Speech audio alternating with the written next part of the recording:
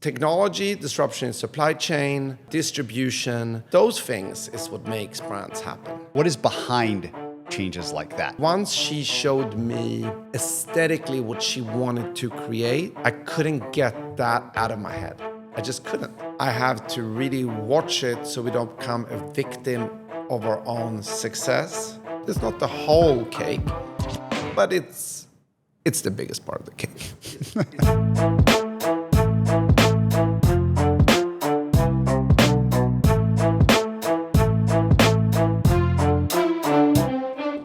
I have to start with the name of your holding company, which is Popular Culture, which I think is the coolest name for a holding company I've encountered, and demands the opening question: what trends in popular culture do you think are the most interesting today? Well, first of all, thank you. I have always wanted to have a really cool name. Mission accomplished. And you're probably the first person who's commented on it. So 15 years later, I finally got that recognition I was looking for. So I appreciate it. You got it. I named my company Popular Culture because I'm a real child of the 90s pop culture, you know, growing up in Sweden, and you partly grew up in Minnesota, so you know the feeling, what it's like in January to ride your bikes to your friend's house. And I would ride my bike to my friend's house to watch Beverly Hills 90210 and Baywatch, and you know, we would sit there, you know, and eat chips and just could you imagine yourself living like that? Could you imagine yourself being at the Peach Pit? But I was like a real child of the 90s. Yeah. Pop culture and skateboard scene and music, and I've always been obsessed with it. And as I got older, I would say the red thread in my career has been the ability to work in the intersection of pop culture and commerce. First, for my first chapter on behalf of my clients, and later on in life as an entrepreneur and as an investor, I have believed that pop culture today is really the only hack to the consumer economy that we have. And so for me, that was it was the obvious name because that's what I do. And when you say hack to the consumer, does that mean the means through which to reach them and build something for them and make sure that they know about it? There's really hard to reach a critical mass of consumers today. If someone gave you and me $1 billion to start a vodka company, we can call it Winter Warmth. And we spent that on TV and billboards and on Meta, we wouldn't have half the brand recognition that Dwayne "The Rock" Johnson have for his tequila company, Terramana. So you tell me, what's the value of Dwayne Johnson? It's $1 billion or is it $5 billion? So it's really the only way today that you can reach a critical mass of US consumers, not just building awareness, but building a sense of knowing what the company stands for and what the brand's trying to do is for personality, and it is for culture. And I think today, as we're living through, we have lived through a fragmentation of media, right? The fragmentation of media. My social media feed looks entirely different from yours and entirely different from my wife's. We are consuming different news from each other, and often very different opinions from one another. If I'm into fly fishing, I can live in a fly fishing world where fly fishing is the most important thing in the world. I can watch fly fishing shows and engage with other fly fishermen. And I truly believe that fly fishing runs the universe.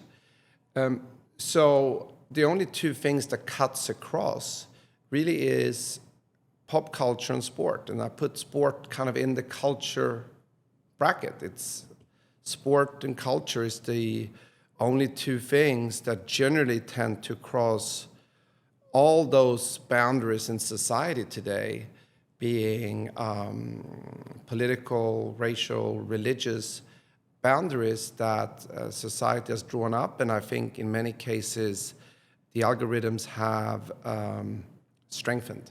Can you talk about the difference between the role of individuals versus institutions today versus, say, the 90s when you developed your interest in pop culture? It seems like that change has been seismic and really important for businesses. I don't know if the consumer makes as much of a distinction today as we used to.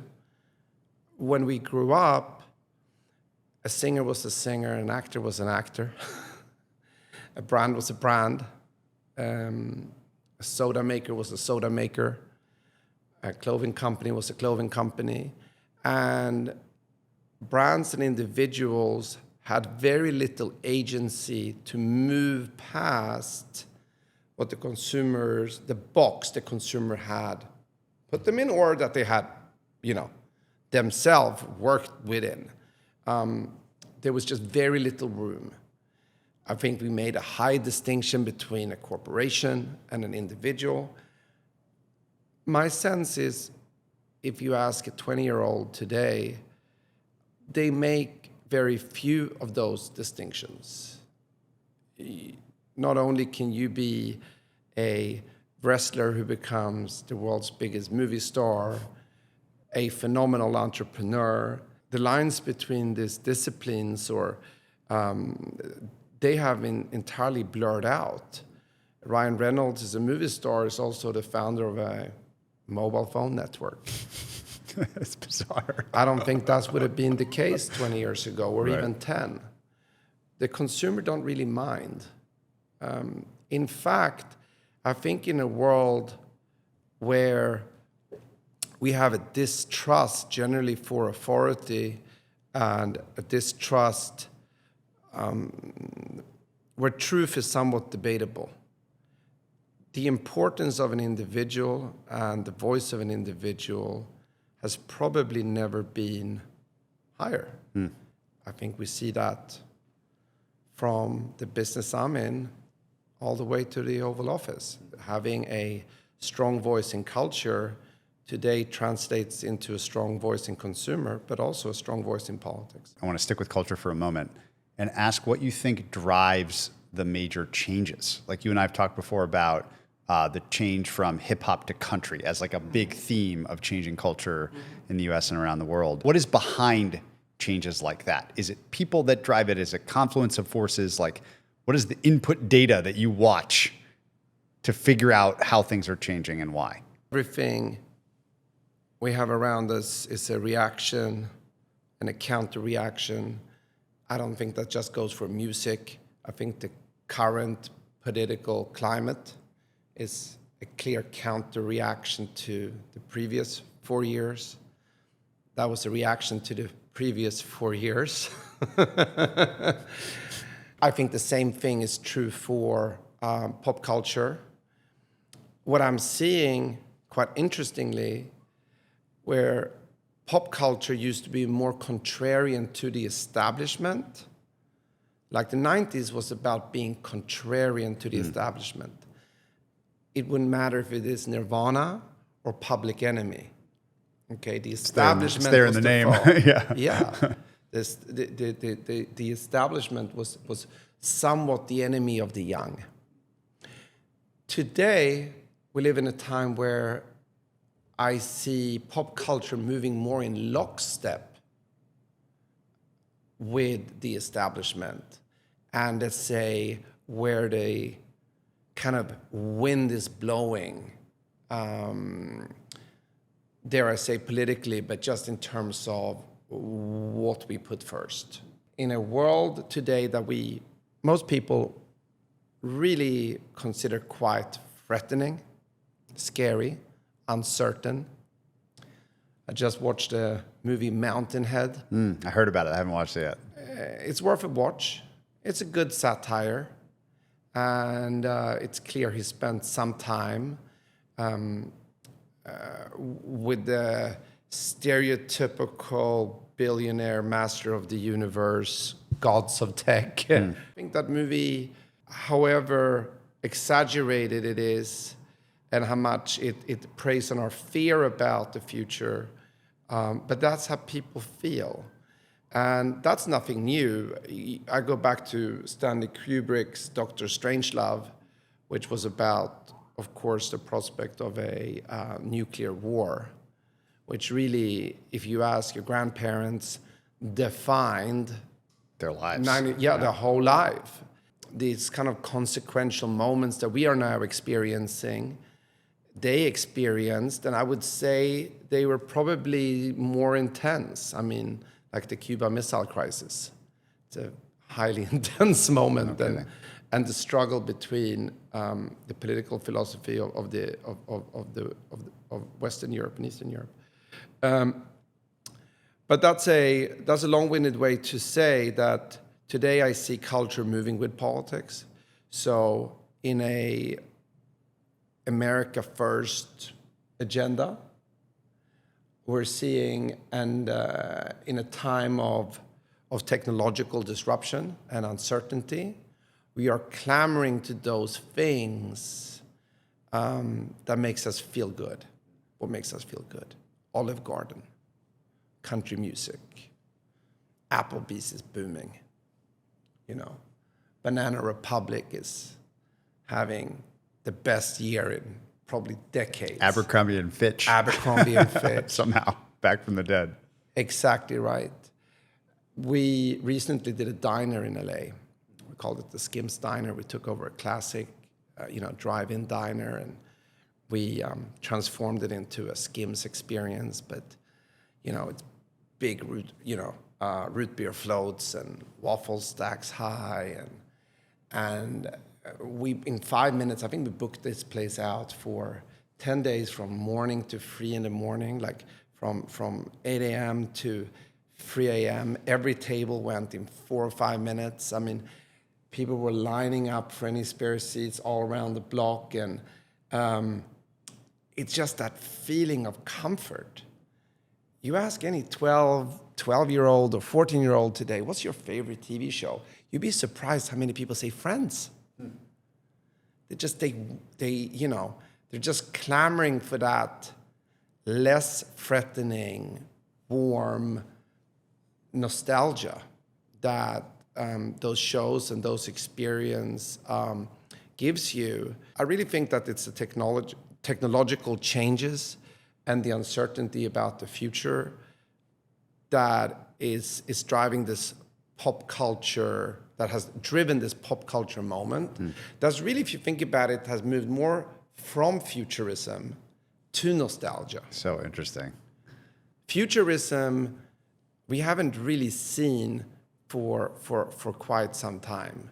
We're not hopeful about the future quite as much as we used to be.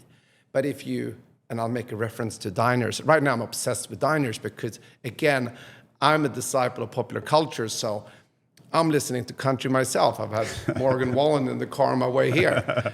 But I love diners because diners is one of the few things that, now they're retro, right? But they weren't a restaurant concept that was born out of nostalgia, like Italian food. Diners were modernist structures, They were all about the future. It was in an era where cars were inspired by, the space race. They were inspired by rockets. And it was all about this promise of what tomorrow had for us. And we were certain that this generation was going to be so much greater off than the generation that had lived through the Second World War. And I think today, generally, we are fearful of the future rather than optimistic. I think we should be optimistic about the future. Winston Churchill, talking about people that lived through the war, he once said, "I'm an optimist because I see little use to being anything else."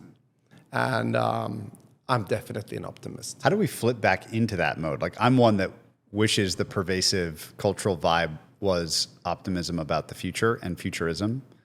And we're in a time right now when, say, compared to 5 years ago, there is way more interesting technological platform explosion happening than there was even 5 years ago. So it would seem like there's more to imagine that we might be able to build and do that's good for everybody. But at the same time, this shift is happening. So what do you think of that? Well, you are a beneficiary of it. Sure. Right? This podcast and the people that you speak to and the community that you are a part of, you're on the tip of the spear. Right. You're the beneficiary of it. This format that I have the pleasure today to take part of didn't exist in its form, a decade ago. It certainly wouldn't have provided a fantastic living. Today, you're a beneficiary of the creator economy. You're a beneficiary of the insight that you probably have as a result of your network and your community, and can position yourself for it. So for you, the future is exciting, but for a large part of our country,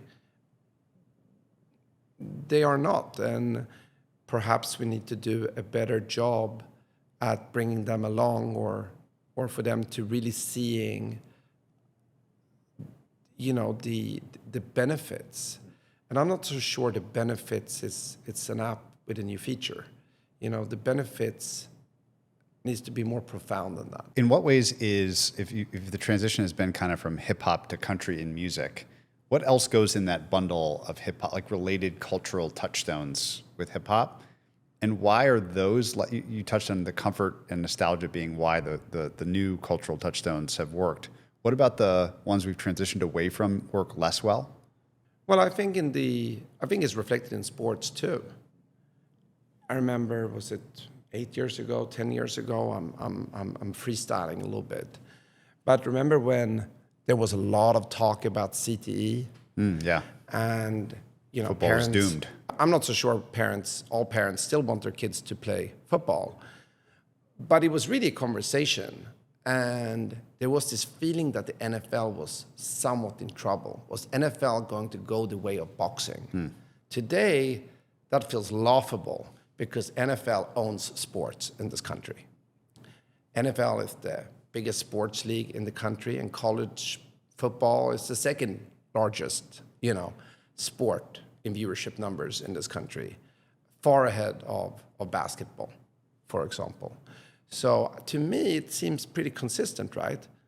Football, Taylor Swift, Morgan Wallen, Olive Garden, Chili's has been in the news recently. They're killing it. We all want sliders, and to me, that's just it's a very consistent cultural movement that is lining up with the overarching feeling of society, which is of course more protectionist than it's been, in the past. And it's probably a counter-reaction to globalism, which, much like technology, did not work for everybody.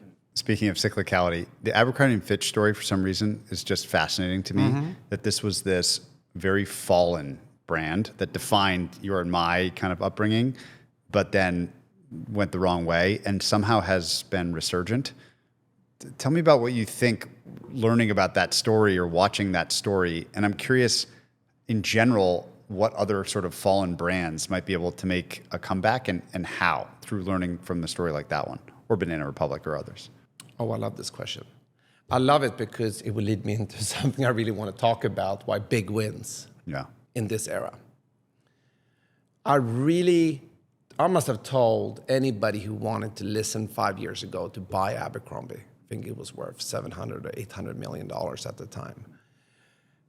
I think there's a big difference between what consumers care about and a consumer story, and what is a Wall Street financial press story. Ironically, they don't seem to impact one another very much. If you asked consumers about Abercrombie, I think they were going through a very tough time. Abercrombie, the founder, was in all sorts of he was in hot all water. sorts of trouble. But if you ask a 20-something consumer, if that would have impacted their purchasing behavior, common sense would say it would, but I never see it do. Victoria's Secret is right up there too, right? They had an Epstein connection because the founder, Les Wexner, had one. They had totally lost that kind of connectivity with the customer. Their fashion shows felt outdated. The way that they portrayed women felt outdated. The whole concept in the early 2020s felt just really out of step with our times. And everybody said it's over. It's not over. They're doing just fine. Now, the street are still working on the thesis of that story from 2020. Nothing has shifted Wall Street's views of Victoria's Secrets. But the consumers, go to any mall in America, and you see early 20-somethings with a Sephora bag, which is a darling, from a financial press point of view, and a Victoria's Secret bag. They are unaffected about. So sometimes I think we tend to overanalyze a little bit and think that things really matters to customers that don't really matters to customers. We know that Coke isn't great for us to drink with every meal, but Coca-Cola seems to be doing just fine. If you think about this idea of why big wins, what do these brands and these trends teach you? And what's the core idea? I think big wins, and I think big will increasingly win. This is the time for so many different reasons. One, going back to what we spoke about, which is, popular culture being one of the only hacks in the consumer economy. It's because to do business today, so first going back, we have been in an era of brand creation with Shopify and other tools making it incredibly easy to start a business, and through Meta and other platforms, very easy to find an audience that cared about what you were doing. Today, the algorithm is not favoring loyalty. It's not, as you know, not favoring necessarily who you followed 2 years ago or 5 years ago. It favors who you recently followed. It favors what you're talking about over breakfast with your partner. It favors things that you have engaged with, that you clicked on. Maybe something a friend sent to you and you watched it 3 times and now you're getting, served tons of lookalike content. It does not favor brands making content. It's not putting that in front of its followers. I mean, I don't know how many people you follow. Maybe I follow 1,200. Do I see content from more than 200 of those? Never. I don't, right? No. Sometimes I think, oh my God, I haven't seen something for so long. Did they stop posting? Of course they didn't. It just moved past me. Just didn't favor it. So as we went from, a social media to really an interest-based algorithm, let's say, that was pretty devastating for young brands. It was very, very hard all of a sudden to build a community on social. The way that 5 years ago, 6, or even I would say 8, 9 years ago was very possible. SKIMS were one of the few larger brands that was able to build a community through social and get to a critical scale where we could pay our way. But today you have to pay to play if you want to be seen. The other part is distribution. I've seen post-COVID, in shopping has really returned to 2019 levels. In the end of the day, it's 80% a physical store business and 20% an e-commerce business today, just generally in America. So people ask me, why do you want to open so many stores? And I said, I don't want to be in the 20% business. I want to be in the 80% business. But opening stores is incredibly expensive. And it's very capital, it consumes a lot of capital to build stores. So again, if you and I was trying to start a retailer, we would really struggle to find the financing and being able to open a good location, a nice store in a good location. It's just unaffordable. So big wins, especially large retailers, large restaurant chains with a big footprint. It's almost impossible today to recreate.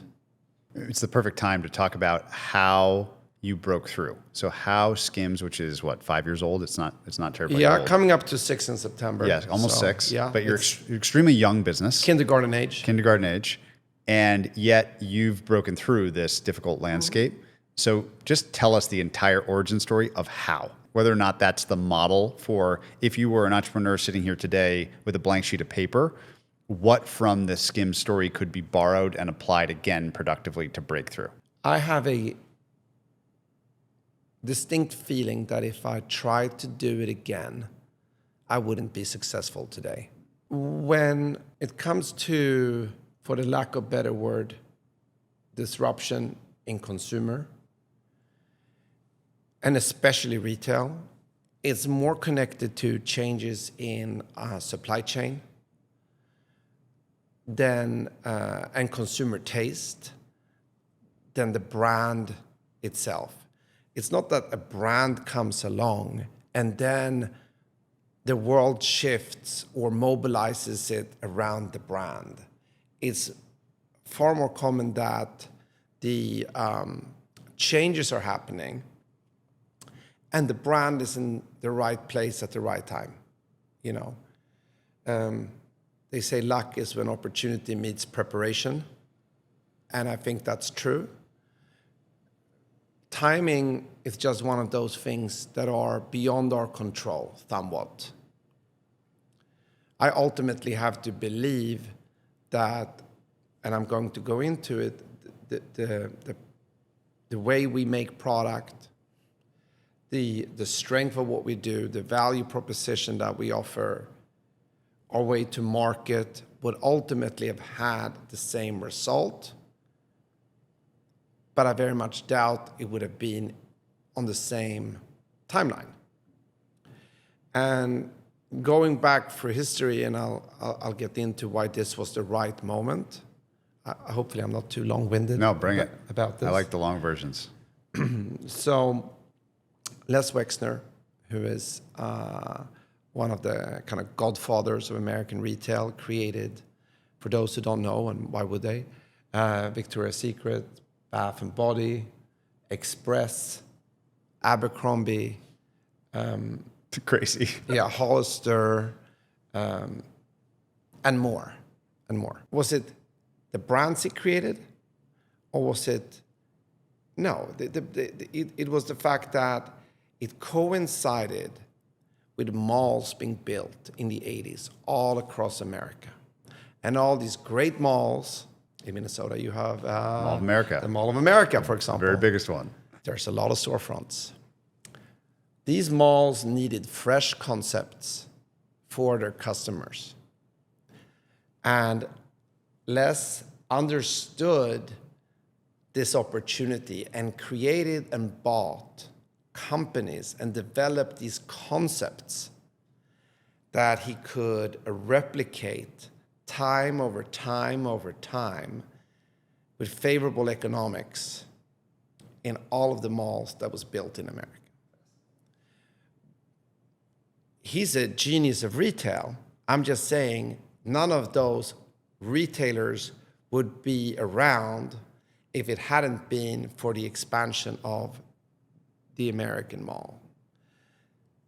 If you're into luxury, Ralph Lauren, Donna Karan, Giorgio Armani, Versace, Gucci, Dolce & Gabbana, I can go on. All happened within the same 5 years.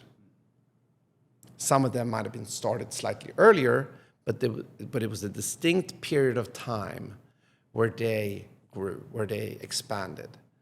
And that's directly linked to Saks and Neiman Marcus and Barnes, because these designers were able to sell their goods and finance their goods for something called factoring, where you get the money before you get your invoice paid, creating a positive cash flow, which is why someone like Giorgio Armani still owns 100% of his business.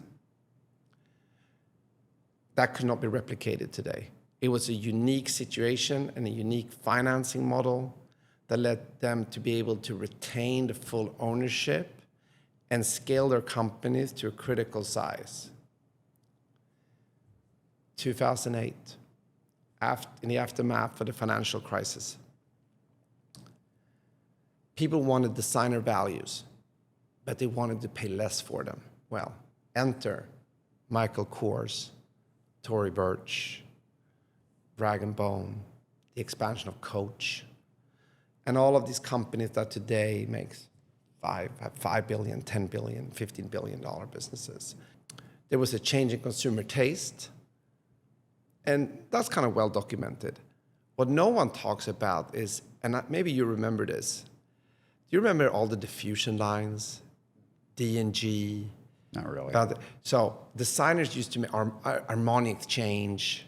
Oh, yeah, sure. I remember that one. All of this kind of like diffusion lines. Yeah. And it was like only a couple of companies behind it, and they went bust. So all of a sudden, all over the world, there was all this floor space for these lower priced designer goods. Again, the growth of those businesses and this change in distribution, they all coincide. So in America, we had the JCPenney's and the Gap, and they were disrupted by the Europeans like Inditex that owned Zara and H&M. They had a better supply chain. They were able to get trend at the lower price to the American customer. Faster. Yeah. What is Shein? It's an even more efficient model. It's a supply chain and software company that is masquerading as a retailer. They found an even more efficient way to make and supply trends at an even lower price. Technology, disruption in supply chain, distribution, those things is what makes brands happen, and with SKIMS, it was a combination of a few things. So one, I saw this very large part in retail, in underwear, in lounge. I saw that people were changing the way that they dressed, not just on weekends, but life was becoming kind of two distinct wardrobes. One that is very soft. I'm not sure if you wear Vuori. Of course. It's a great brand. Great brand. And I'm sure when you come home tonight, I'm going to change into it. There you go. So you have two wardrobes, right?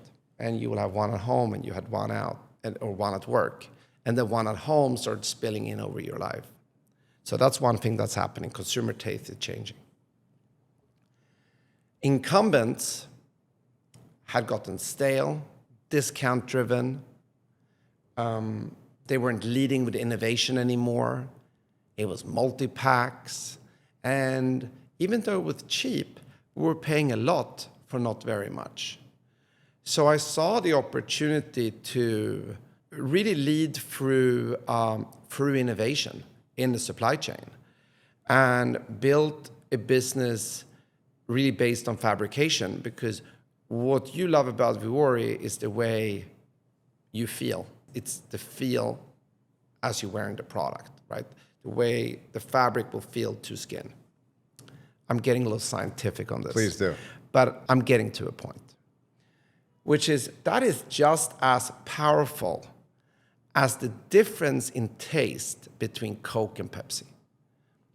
Because if you buy something that's not Vuori, I promise you will feel the difference.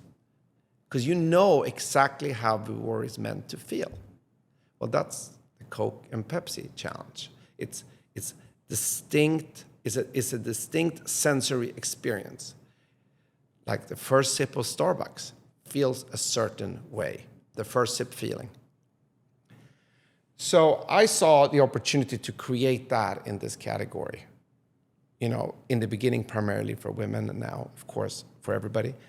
And really bring out a company that was a better alternative. It might be, slightly more expensive, but still affordable. I think about Starbucks a lot when I do these things. I think Starbucks, to me, is just a phenomenal innovation company. Many of the things we take for granted, like a Frappuccino or pumpkin spice latte, are Starbucks inventions, and they're incredible at building these franchises. What they've done in the last couple of years with refreshers is incredibly powerful. And I took that analogy to my company, and I said, I want to be the Starbucks. And the lesson there is the adaptability, the driving of franchises within the bigger brand. What specifically? It's about doing something that is worth the extra bit of money it costs. Because I'm sure you have coffee. You have coffee here, maybe. If I ask, could I have a cup of coffee? You might have coffee here. I will get that for free. In fact, every office building in America has free coffee. My office has free coffee. Pretty good ones, too. Yeah. But I still think the Starbucks is worth my $5.50 or $6, right? So it's at a premium, but it's still available to me. It's still affordable. And I believe that the quality difference is worth the difference in price. And that's a philosophy that I think runs like a red thread through all of my thinking. How do I make just a phenomenal experience for what you're paying? I'm less focused on the price I'm more focused on what you get for your money. Can you talk about this concept of house taste and how it is developed over time and how that relates to the feeling, the first sip feeling, the feeling on the skin of the worry, like the distinctive thing, sensory experience or whatever that a consumer brand allows for, and how that relates to taste? And I'm fascinated by this topic. House taste is a dangerous thing. It's a dangerous thing. I collect wine. I love wine. Every winery I go to, they truly believe that their wine is the best in the world. Of course. Why do they believe that? They often have worked there for 10 years, 20 years. So they drink a lot of their own wine.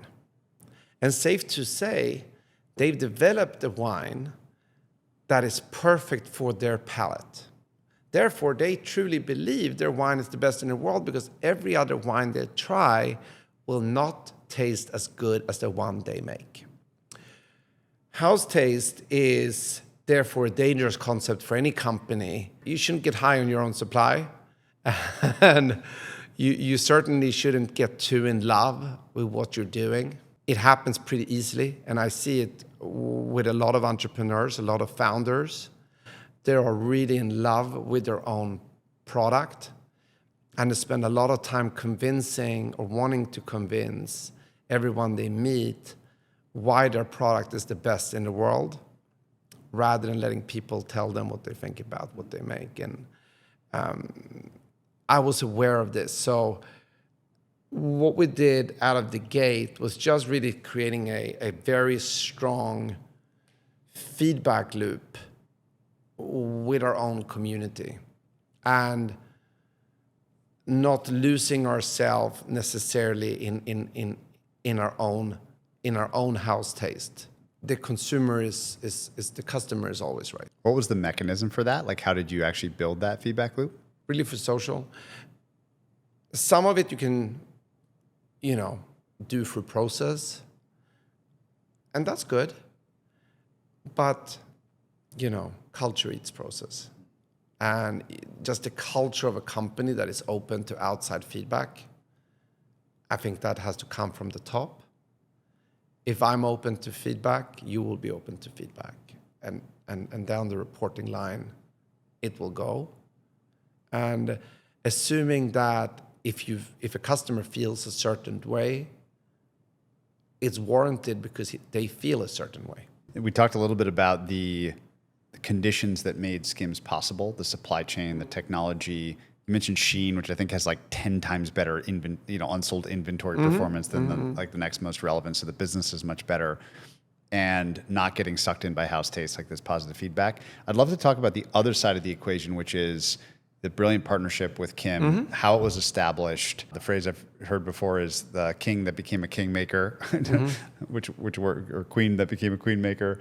I want to talk about the origins of this relationship, maybe even going back to like the first conversation you can remember having about this idea, and just like tell us that story to begin. The whole process was very organic. I've had the pleasure of being, part of a few startups through my life. And when it's at its best, it happens organically. And when it's too contrived, or you're trying to like force a good idea, like what should we do? It tends not to work out quite so well. She really had a point of view, an aesthetic point of view on what she wanted to make. And I had a point of view of what was missing from this category, from a price, position, innovation piece. From her point of view, very much aesthetically driven, certain solutions and things that just wasn't available in the market that she wanted to bring to market. And through a series of conversation, we just ended up in a place where we were just doing it. I don't know if there was ever like, let's do this thing. It was more like, oh, we're definitely doing this thing. When you're an entrepreneur, it's not that you want to do something, it's that you cannot not do something. You can't leave it alone. You wake up and you cannot leave it alone. And once she showed me aesthetically what she wanted to create, I couldn't get that out of my head. I just couldn't. So, I had kind of finished the previous chapter. I had sold my businesses. I was, in my late 30s, semi-retired. And I had been walking around for maybe a year, 2 years. I was still the chairman of a group within Omnicom at the time. And I was really trying to search for it. What am I going to do? What am I going to do? And then once I saw what she had in mind, there was no question about what I was going to do. This is what I had to do. What was it? Like, what was it? A specific feature? Was it a look? Like, it was a world. It was a world. It was just stepping into a world that no one else owned aesthetically. I spent my whole life talking in these terms, so I understand it might seem very clear to me when I say that expression and less clear to others. What I mean with stepping into a world, when you go into Ralph Lauren, you're in Ralph Lauren's world. It's very clear where you are, right? You could take all the signs off the walls and you know where you are. And when I saw aesthetically what she wanted to do, it was just instantly identifiable. Distinctive. So distinctive. Just the look. It was just so distinctive. The world, the color world, the architecture, the attitude towards women, how to lift people up, it was inclusive without ever having to say the word inclusive. It wasn't a decision. It just was naturally. It was so distinctive. Yeah, distinctive is the right way to put it. And I just felt I had to help bring that to life. And so what was step one? So you step into a world and then you have to go make products and start to distribute them. Like, what was that first chapter defined by? I think there's two distinct steps to starting a company. One is a hell of a lot more fun than the second. Dreaming. First is the visualizing, right? It's gratifying. It's fast. You kind of start putting together this mood and design and all that's incredibly gratifying and it's fast. And then comes the second step where most good ideas goes to die, which is the execution. execution of bringing that to life at the right cost. You know, I mean, I've been in this world for my whole life. It's what I do. Yeah. You know, you have interviewed some of the most unbelievable, you know, investors and I'm sure founders. And if Sam Altman wanted to build another product, he knows how to do it. This is what he does. Yeah. He can put together exceptional talent to build an exceptional product. And, you know, the world is full of communities, and I have mine. I can build an exceptional team. That's kind of second nature. We're all good at something. And I've been relatively good in my career at starting with a blank piece of paper, and I'll figure it out. You know, I can make, in my head, I make sense of the scramble, you know?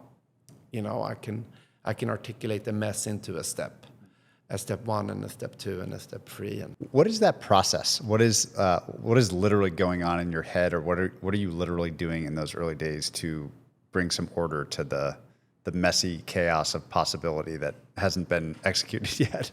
Part of it is probably intuitive. Part of it is I'm a very objective person. Like, I can remove myself emotionally from pretty much any situation and just really look at it very matter of fact. Yeah. And that's incredibly helpful. You know, when you start something, you need to have, you know, a healthy dose of naivete. That's important. In my business, experience helps. Experience helps. It's very physical. And for me, it all starts with a product.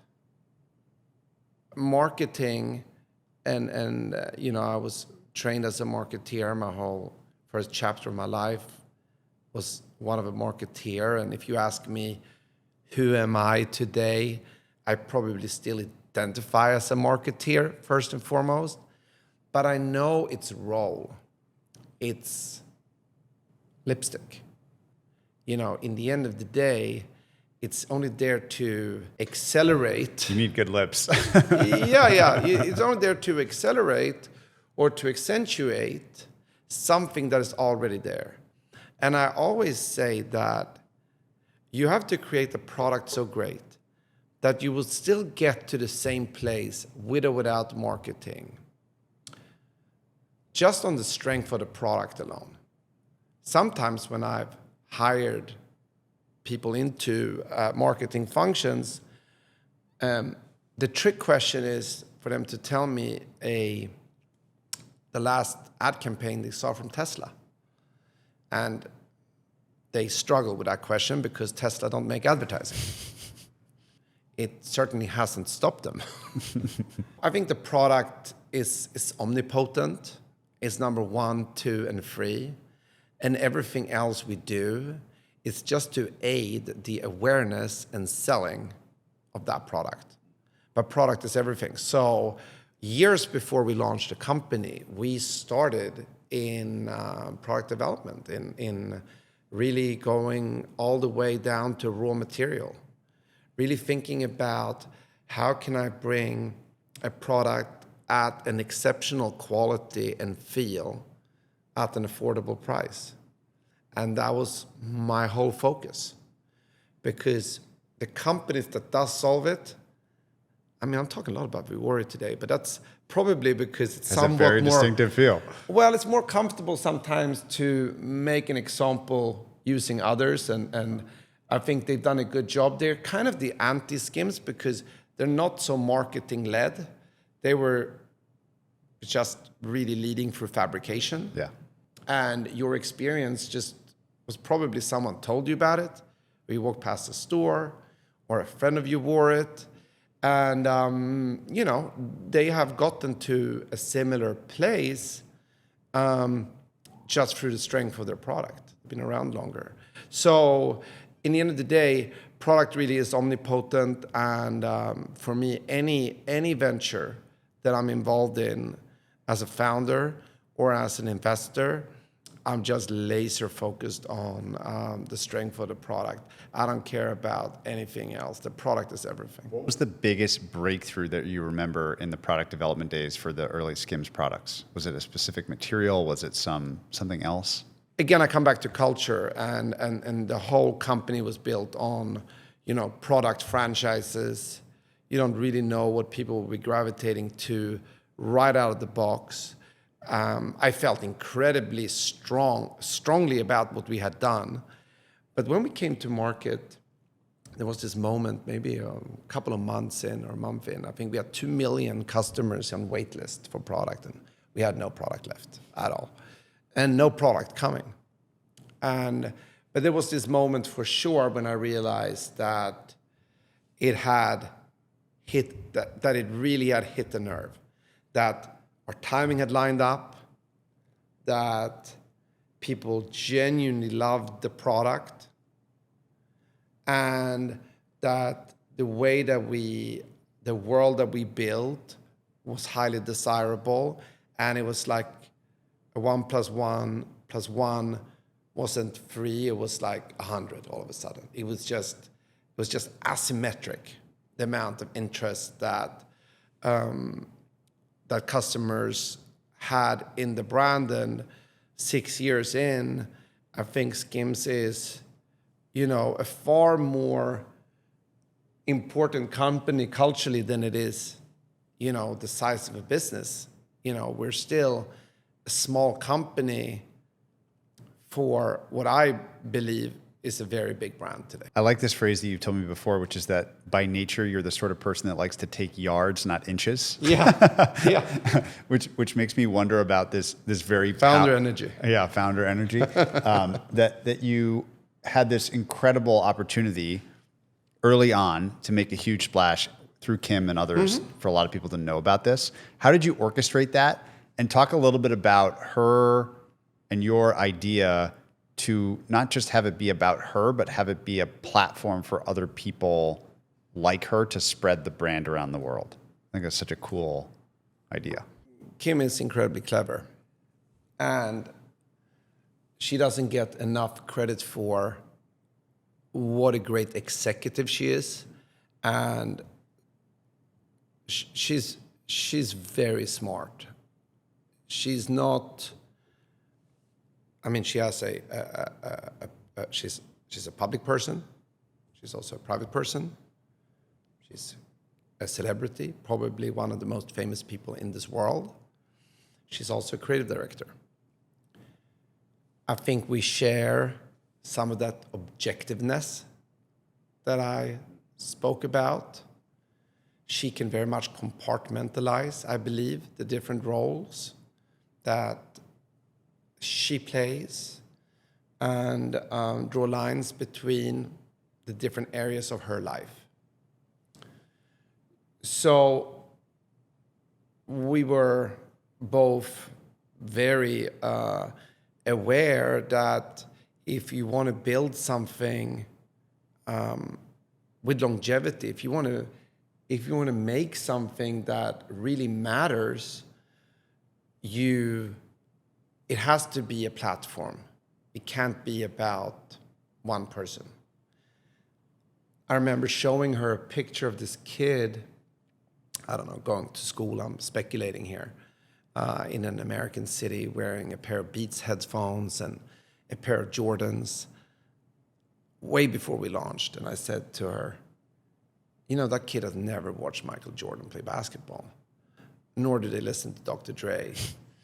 Yet both of those companies would have been impossible without its founders.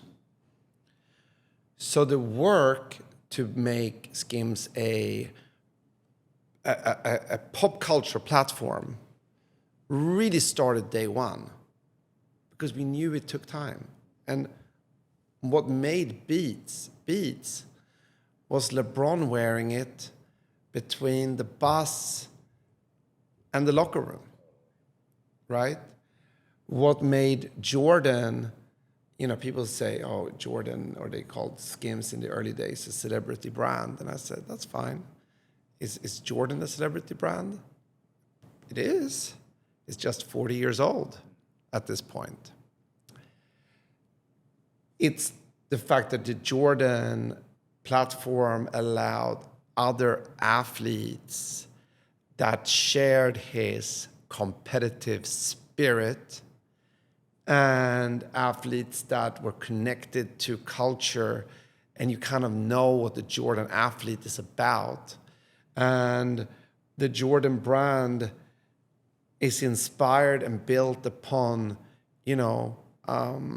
Michael Jordan's importance in popular culture, in that era, and has become a platform in pop culture for 40 years as a result of it, And Kim is for an influencer generation. And I'll give you, I'm paraphrasing slightly, but I believe that 20 years ago, about 15% of American teenagers wanted to be a professional athlete.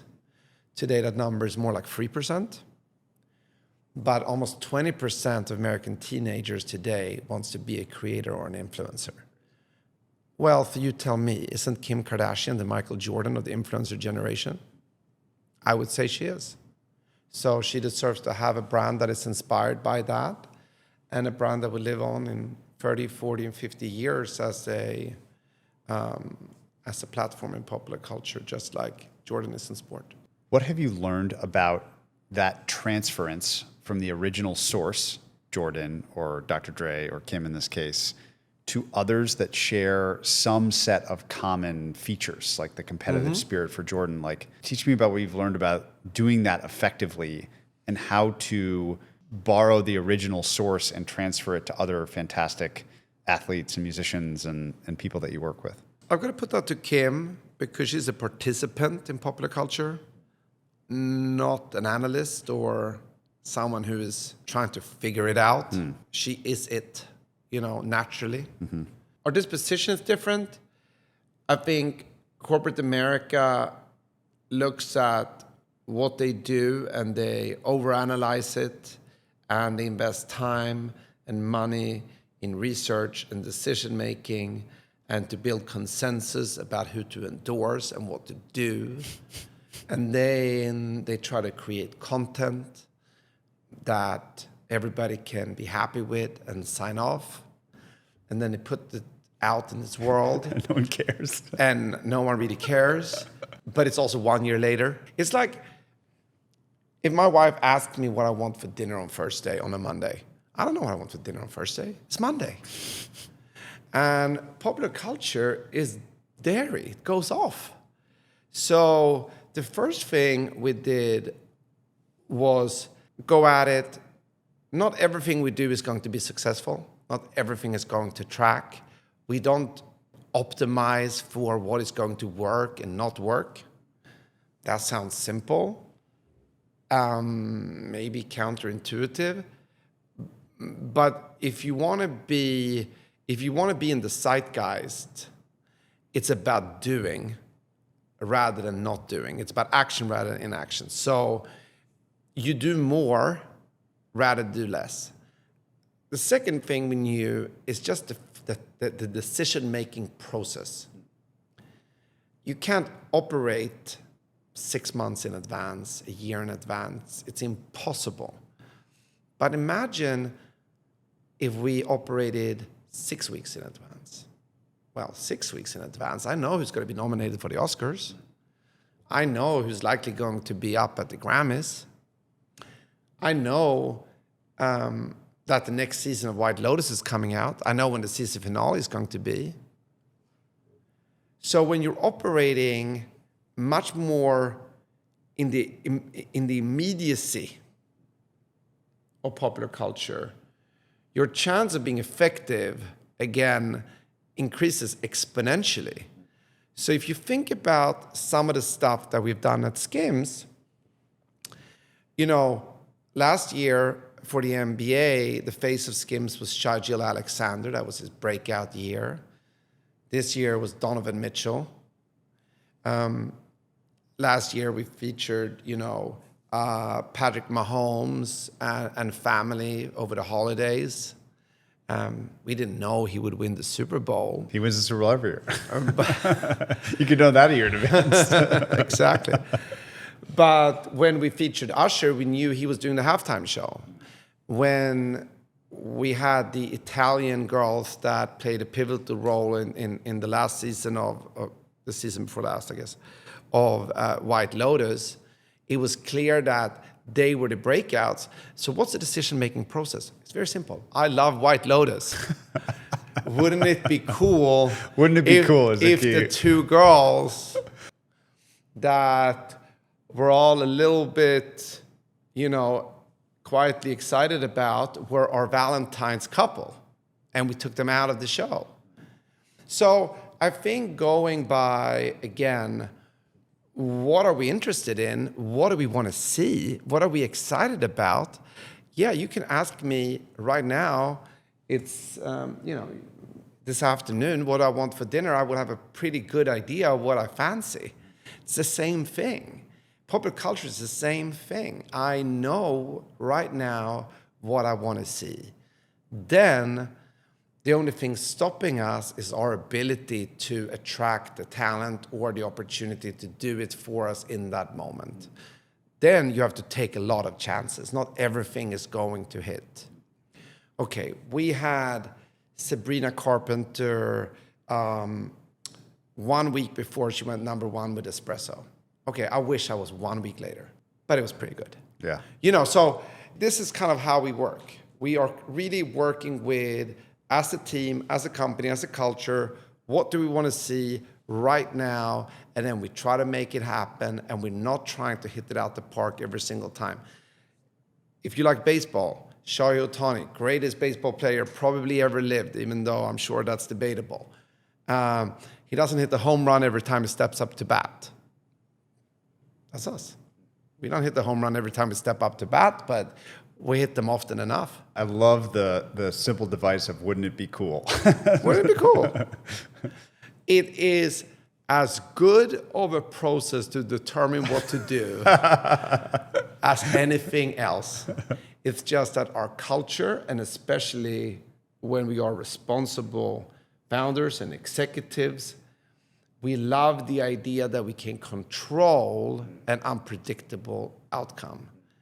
And we can't. If we could, every LTV to CAC model that you ever saw over the past 15 years when I worked out, and let me tell you, I haven't seen one.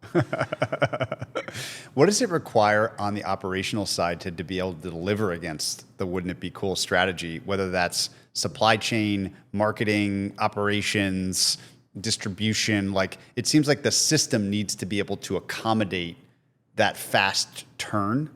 Yeah, you build that muscle. You build it over time. You build it over time.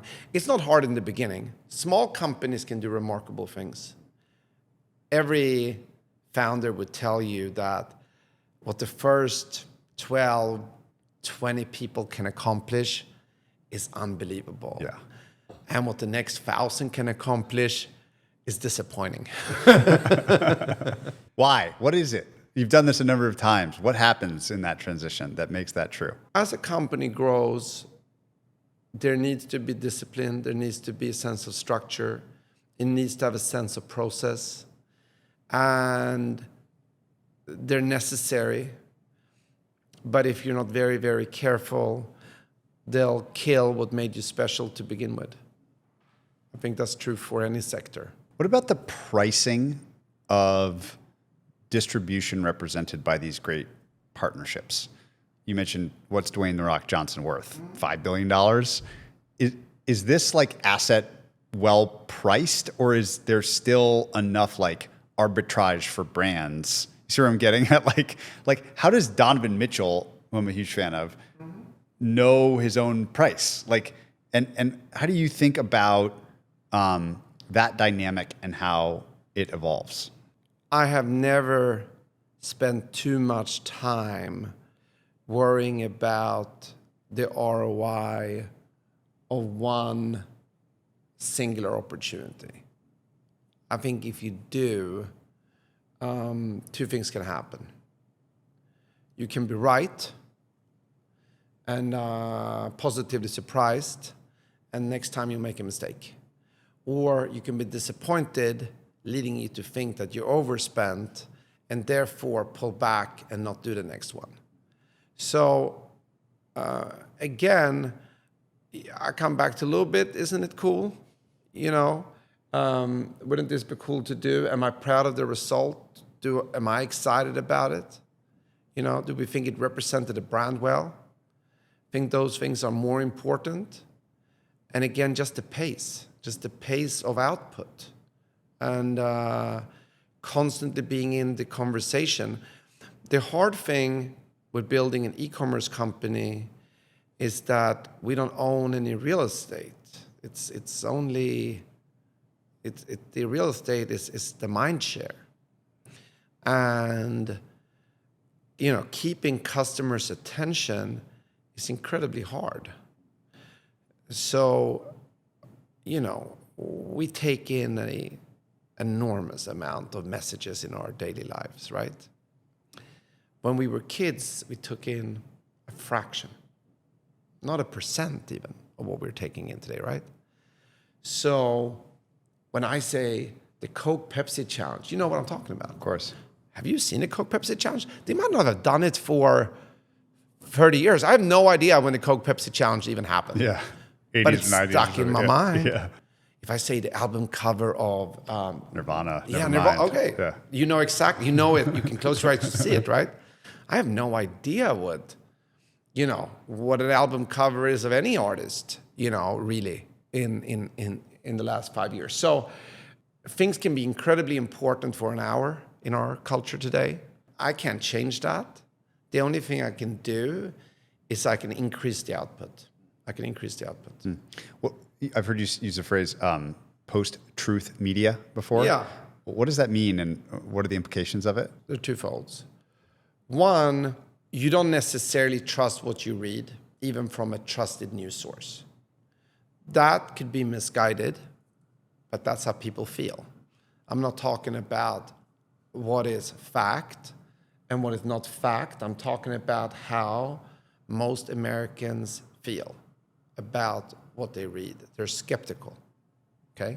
So we have gravitated to individual voices as a source of information, but also as a source of a singular truth. And you can be a disciple of Elon Musk, or you can be a disciple of AOC, and you're far more likely to believe either of those two than the Washington Post. What do you think the implications of AI on that whole trend? And I'm assuming you think maybe it makes that even more true, that we align ourselves with people and a coherent perspective, which, whether or not it's correct truth, it's still it's continuous and coherent. Absolutely. It's the only way to go. The power of the individual is only going to strengthen in this current culture. There's no doubt about it. However, we probably have to ready ourselves for a time where if Elon Musk says it, we will be debating if he actually indeed did say it. So unfortunately, as a result of deep fakes, we're probably going to be skeptical of everything we see soon enough. And so I believe in the power of networks. I believe in closed networks.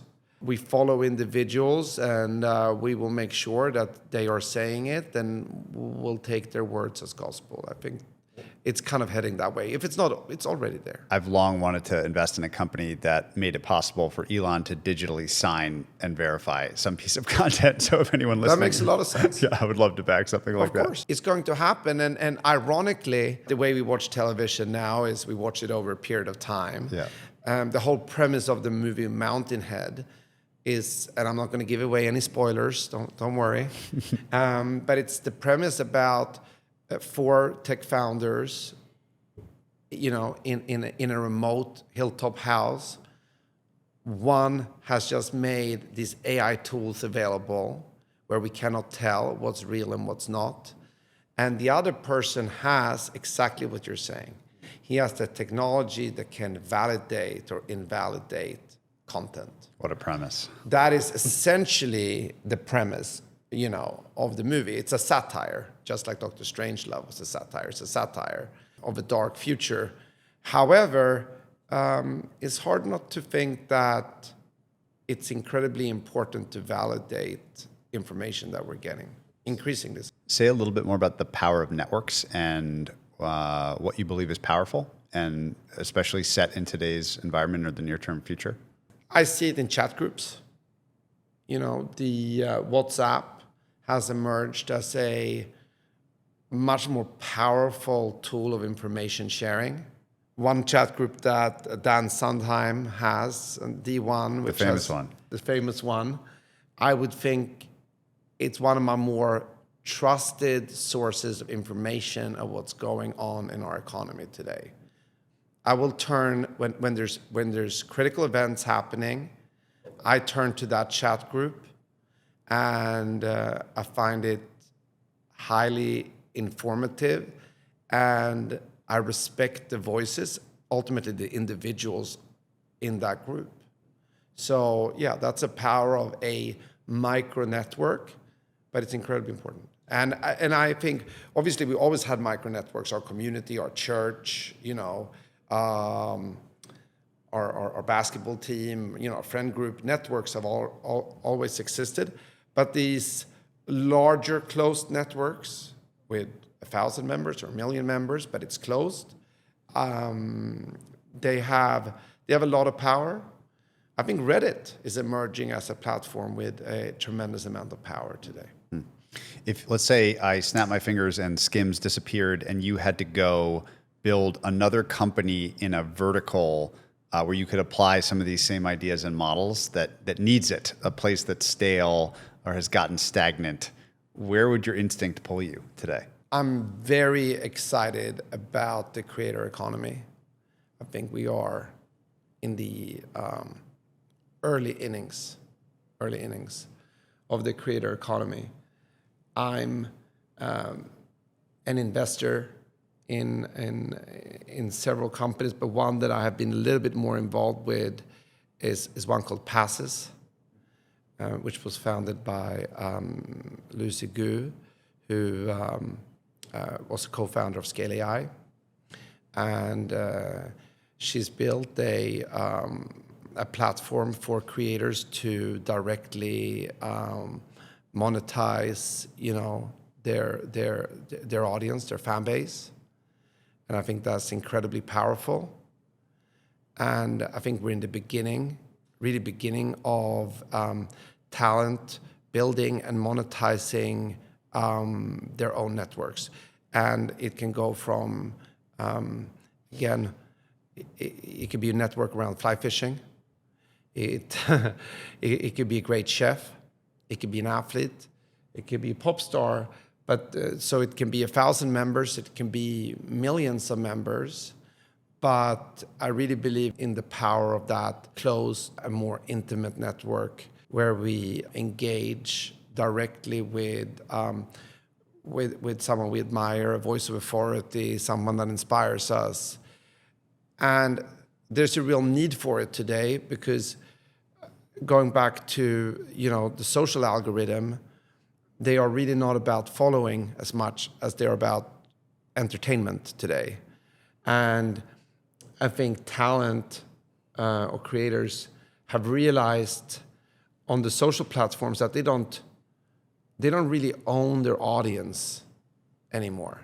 You don't really own your following. And I'll give you a challenge. You can do it after this.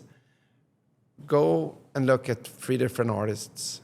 Let's say one has 5 million followers, one has 20 million, and I'll give you a name of someone that has, let's say, 300 or 400 million. You'll find the exact same amount of engagement. How's that statistically possible? Well, it is because engagement is being spread. So the size of the following doesn't matter so much anymore. So that audience someone has built, maybe spent 10 years building that size of that following, But now they're actually unable to communicate with that following. They're not getting through. If you have 400 million followers and you say something, 400 million people is not going to see it. Only a fraction. I have no opinion if that's good or if it's bad. It's clearly good. Otherwise, we wouldn't have moved away from it, right? It is what it is. It is what it is. Yeah. It is what it is. And I'm sufficiently entertained. So I'm a very happy customer of Instagram. It's a fantastic product. So I'm excited about it.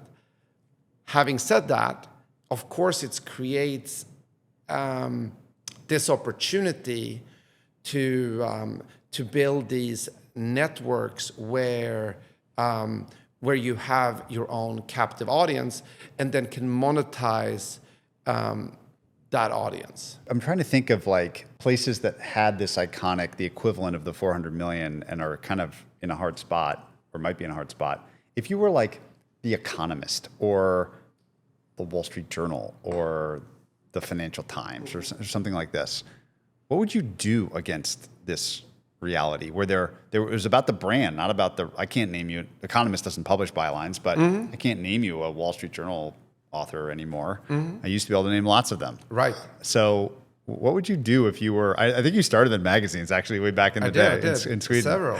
In the UK, yeah, several. And so I would love to hear a little bit about that and like what, if anything, is left from, that era that might still be applicable today. And what you would do if you were, The Economist or something. I don't have all the answers. This is a tricky question. It's a very tricky question because I believe that news organizations have an incredibly important role within society. And I think it's a shame. Some of it they did to themselves, partly because of what we're talking about. They had to create journalism that was clickbait, and they had to build incentive structures. It's like that saying, right? Show me the incentive and I'll show you the result. They had to create incentive structures for the people working there, to get eyeballs on what they were doing, and I think that changed things. And this is just my personal opinion. I'm not a highly political person. This is not me making a political statement in any shape, way, or form. I'm just objectively observing that during the first Trump administration, what he often refers to as mainstream media saw it as an existential threat, and they took action that over time in many cases undermined some of their editorial integrity, and or at least that's what a large part of America believes today, rightfully or wrongfully so. And as we went into COVID, they just were not able to put the genie back in the bottle. I can't remember, I was listening to the All In podcast, and I can't remember which one of the guys that said it, but I thought it was very insightful, and I'm paraphrasing again. They said that journalism became activism. And I think maybe it did for a period of time, and it's been pretty hard to put that back in the bottle today. What do you remember most fondly from your magazine days? It was just a wonderful thing to do because it's the storytelling. It's the storytelling. That's it. It's the storytelling. It's the sense of discovery, and then storytelling. And I used to work with GQ, and the editor of GQ in the UK was a guy called Dylan Jones, and I think he probably was one of the greatest magazine editors of all time. And everybody who worked in at GQ were frustrated with him at times because he said, I knew Arctic monkeys were going to blow and he wouldn't write about it, or I knew this was going to happen, and I was so excited about this, that, and he said no, and he knew that he was the top 2% of readers, but he was a customer of his own journalism. So there was a moment in time when he got it. It was never first, but it wasn't supposed to be. It was supposed to be in GQ when he knew about it. So he was and he taught me this idea of being, or aspiring to be, not to break it, not to break things. You didn't have to be first. You needed to be at the forefront of your own customer. And that thinking has really reflected on most things I've been involved with. I'm not so worried about always being first, a product being first, or first mover advantage. I think it's sometimes phenomenal to be number 2 or 3. That can be a much better place to be, in fact. I'm focused more when I think it's right, where it resonates with me. And I'm not necessarily on the cutting edge, but I'm probably the tip of the spear of mainstream, if that makes any sense. And the other thing, working for a magazine called Wallpaper in the UK, under the guy who founded that magazine called Tyler Brule, I learned 2 things. One is that a magazine can be a reflection of your own interest in your own life. And Wallpaper just was a total reflection of what we as a team were living through in that moment in time. And I think that's what made it so powerful. It also taught me that you can't hold on to a good idea.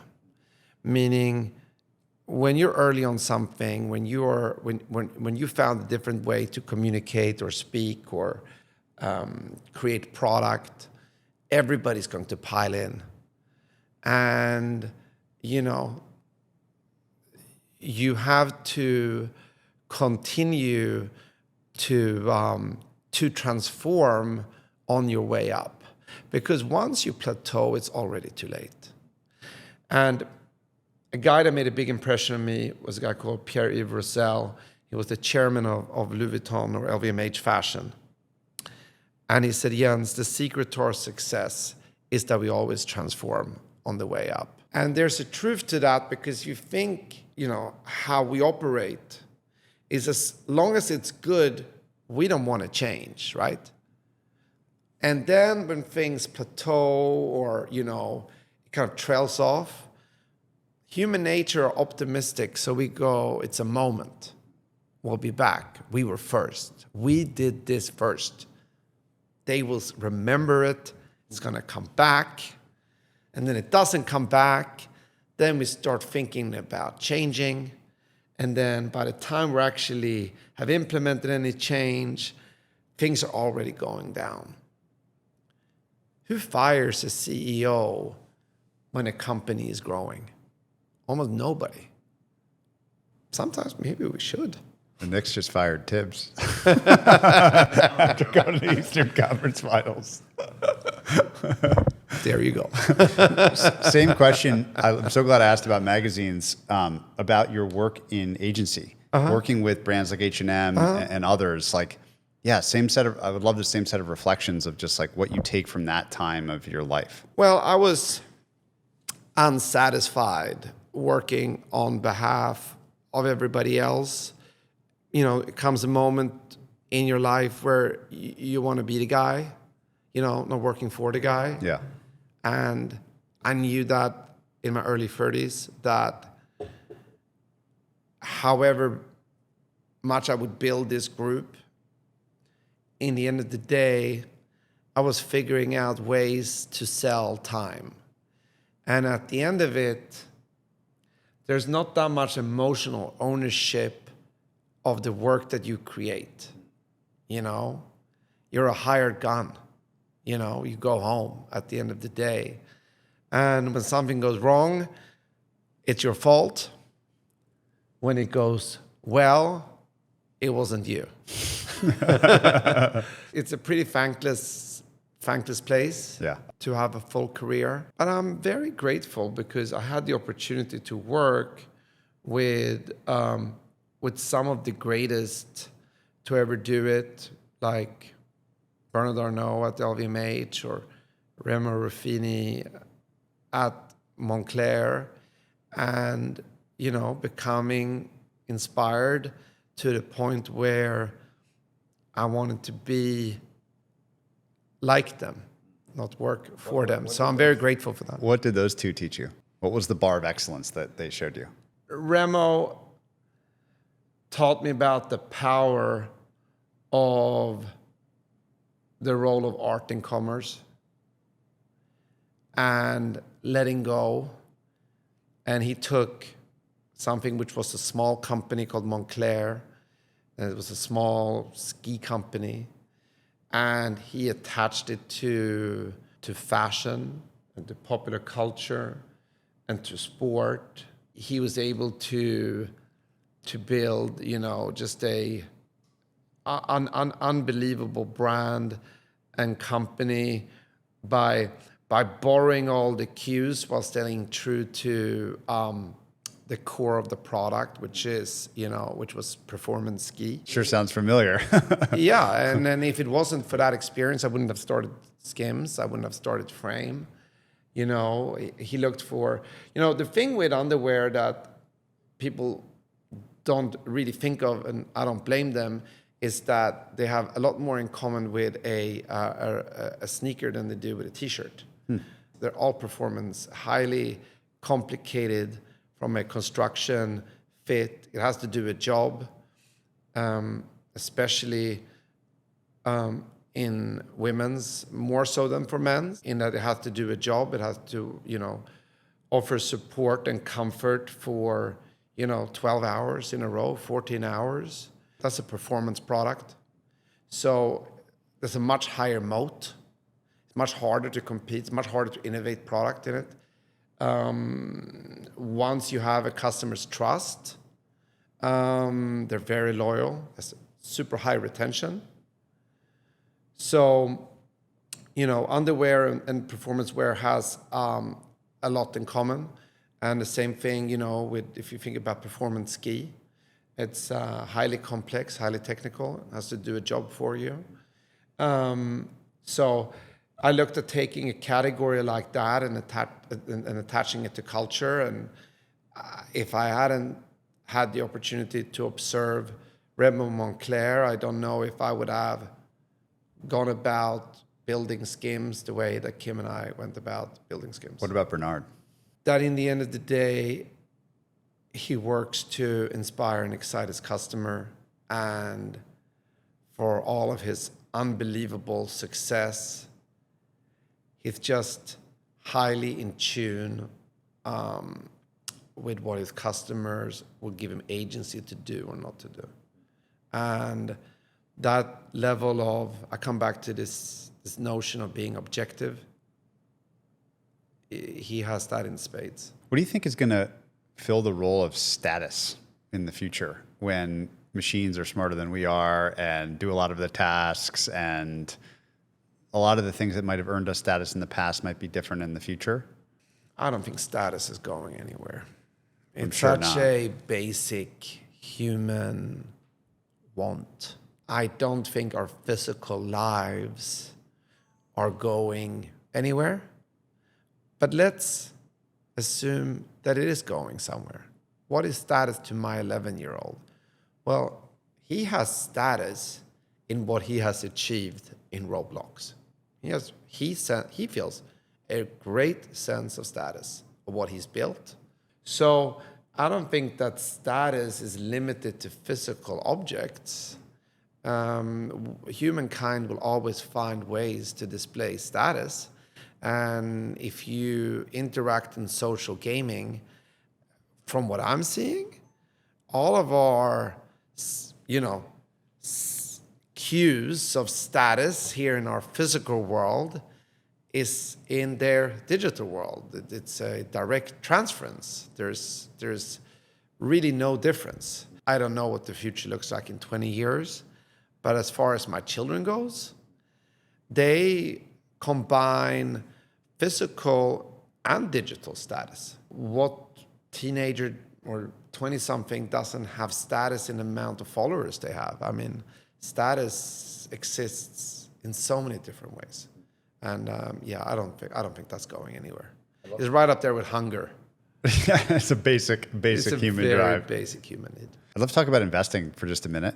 You're an investor too, and have been for a long time. Yep. You also get to work. I talked to Neil and Josh ahead of this, two of the great investors of our era that have been big partners of yours. I'm curious about what you've learned makes for great investors from working with them, and also just how you think about your own investing and the broader trends happening in the investing world. We've talked about private equity before and the implications of that evolving landscape. Tell us your thinking on kind of the world of investors and investing. Josh and Neil are both really, really special people. And dare I say atypical in many ways. They're both guys of really high conviction that take a long-term view, and they take a lot fewer bets than many other people that I know, in the venture space. And they really do believe in doubling down behind their winners and staying engaged. And they seem really unfazed by a news cycle, a month, a quarter. They tend to have really long-term views on everything. And they invest into that worldview. And I think that's ultimately going to make them, they're already incredibly successful. I'm scared for how successful those two are going to be. I'm afraid. You give these guys another two, they're young too. They're 40, yeah. Oh my God, give them 20 years of compounding this, 20 years of compounding into this worldview. Most people are, overly optimistic, don't have the stomach for the long term, influenced by market trends. When something is good, there's no end to how good it can get. When something is bad, there's no end to how bad it can get. In 21, you couldn't give away, retail, real estate. Now it's the hottest part of the market. A couple of years, you couldn't years ago, you couldn't give away, offices. Now it's, occupancy and, the right places are at capacity. There's no end to demand. These are, you gotta, very few people dare to have their own long-term view, and I think both of them do. So honestly, I've learned from that. I don't know where the world is going within the next year, but I think we can be relatively confident where the world is going in 5 years. It shouldn't be impossible to, if you have the stomach for it, if you invest, with that perspective, you're going to be right more times than you're wrong. How would you summarize where you think the world's going in 5 or 10 years? We touched on some of it today. If you go with my theory, which by the way is not my theory, I think is wildly established as we're living in kind of a post-truth society, that's been written endlessly about. And as a result, an individual voice can cut through and really control a narrative, and what they say is taken as a truth over what you refer to as an anonymous journalist. An individual is going to be only more important, not less important, okay? If the algorithm is going towards a place of entertainment, not following, one has to assume that the person that has a higher degree of influence will have the opportunity to forge their own network. Those are two basic things that I don't think I'm going to be very wrong about. Which product will work? Which products will, I couldn't tell you. Which founder that's going to be successful, I don't know. But I know where it's going. So if I had their expertise and many others, where they have enough of a sample and enough of a nose for great founders, you want to back people that are creating the companies that fits this worldview, and hopefully you're going to be right. Say a bit about the future for SKIMS, both from the perspective of maybe an IPO on the horizon, maybe new product lines, things that you're doing to transform on the way up, as you said before. What's next for SKIMS? What I'm working on is how do I scale at pace the business to meet the global demand for the brand. And right now, it's a big global brand, but we're yet to do business the way the customers like to do business, which is highly in person. Okay, so I'm very focused on the global physical distribution of SKIMS. That's one. That's important. And again, and I'm now starting to tie some of these things we talked about, I guess, together, which is if social media is a less effective way for me to communicate with my community, what really matters is the community that I'm building through my app and loyalty. Today, about a year after we launched our own app, we do about over 20% of our business through it. But building our app and loyalty, and which is a nice way to say trying to expand that direct community in a closed network where I can have my customers' attention, that's going to be the difference maker, I think, over the next five years or so. So that's incredibly, important. To continue to evolve the way we do business, to continue to be surprising. When we started, we did a lot of things that no one else did at the pace no one did it. I have to really watch it so we don't become a victim of our own success. So we have to continue to innovate, not just on the product side, but also on our marketing side. When Luka got traded to Lakers, just to bring it back to basketball again, I clearly watched too much basketball.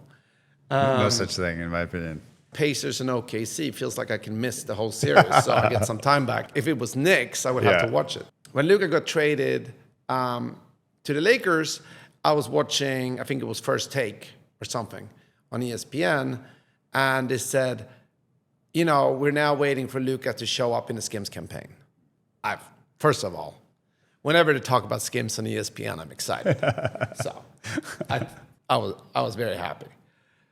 However, if there's an expectation, there's also not a surprise. Yeah. Right?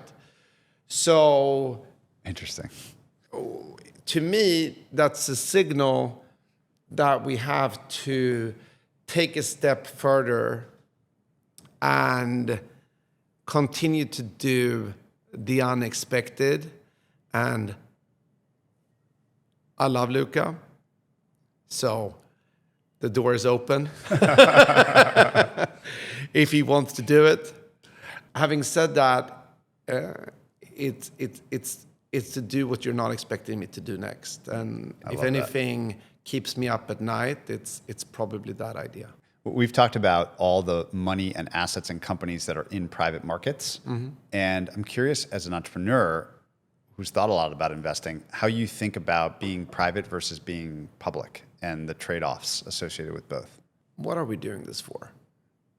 I think it's a fair question. And I ask other founders that, as a founder of a company that receives a lot of public attention like SKIMS, I have the opportunity to meet other founders that have created unbelievable businesses that also are in the public eye.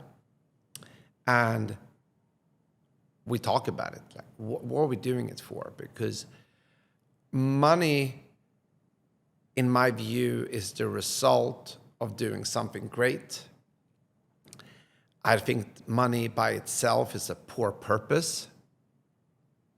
It shouldn't be the reason we get up in the morning. It should be the result of us doing something we love and doing a great job and exciting our customers, and that should be rewarded, right? So, but that's me as a founder. Not if you're an investor, the money is the purpose in many ways, right? Not for everybody, it's not the whole cake, but it's important. It's the biggest part of the cake. It's 90% of the cake. It should be. If not, they weren't doing their jobs. So, but as a founder, you don't sit and think, I'm going to start this company because I'm going to make so much money with it. For my investors. For my investors. That's why I'm going to go through this pain and give up my life to make sure that in 5 to 10 years' time, I'm giving an excellent return to those that invested in my C round.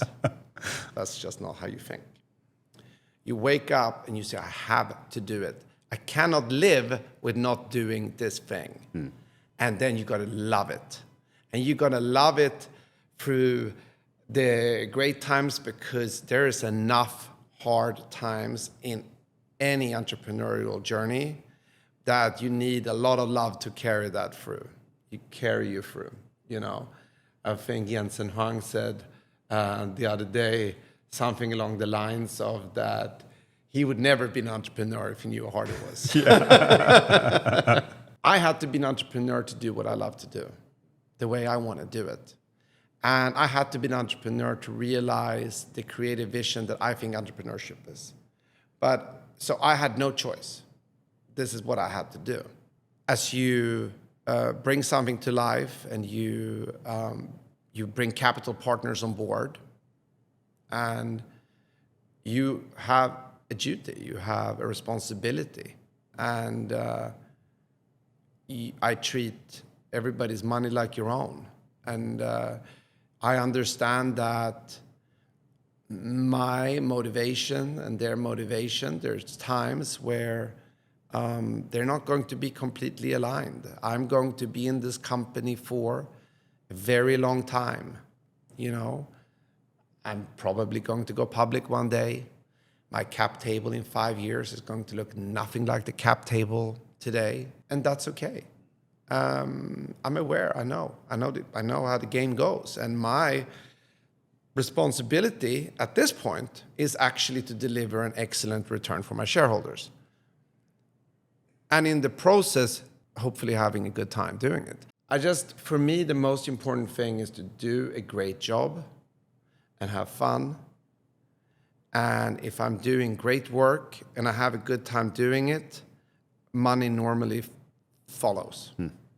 Public, private, it's really a matter of taste. You used to have to go public. Today, there's this semi-liquid market that has emerged that gives a lot of early shareholders, at least, a great deal of optionality. You look at companies like Stripe or SpaceX. There's been a lot of optionality and liquidity for early shareholders, and people can trade in and trade out, even in them privately. So maybe it's less important today than it was. For me, I made a choice to have institutional shareholders, and I've got to respect their timeline and what matters to them. They have entrusted me with their capital, and I will do everything within my power, and I will make sure I give them what they require in return. That's the deal. That's the deal. And to do that, the most likely outcome, not to say it is the outcome, the most likely outcome is to be a public company. I do think, though, that it's healthy for a company to have outside shareholders. At some point, it's healthy for a company to be public. Let's foster good governance. But a company, as it scales and as it grows and matures, it's not just about a founder. It's about everyone. It's about all the stakeholders, your employees. You have a greater responsibility. And I think it's easier to take that responsibility as a public company. So I'm pro the public route, personally. But that's not to say it's for everyone.